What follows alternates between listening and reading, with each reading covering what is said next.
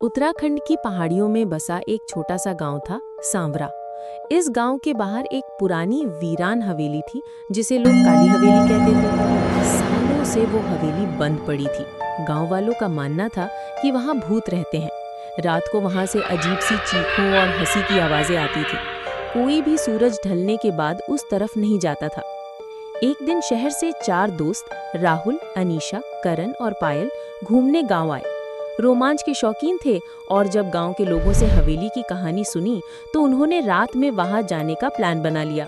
गांव वालों ने बहुत मना किया, लेकिन उन्होंने मजाक समझकर बात उड़ा दी। रात के 12 बजे चारों टॉर्च और कैमरा लेकर हवेली में घुस गए।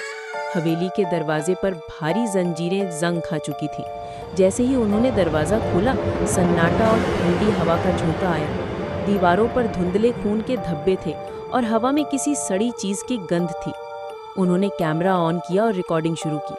तभी अनीशा को किसी सीढ़ियों के पास किसी के चलने की आवाज आई।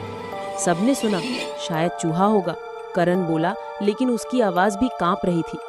वे ऊपर गए और एक कमरा मिला जिसकी दीवारों पर बच्चों की चीखों की पेंटिंग बनी थी। अचानक कमरे का दरवाजा अपने आप बंद हो गया। टॉर्च बंद होने लगी। पायल ने चीखना शुरू कर दिया, मुझे यहाँ से बाहर निकालो।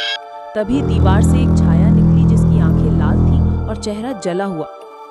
तुम लोग क्यों आए हो यहाँ? वो छाया गरजी। राहुल ने कांपते हुए जवाब दिया, हाँ, हमें माफ कर दो, हम सिर्फ घूमने आए थे।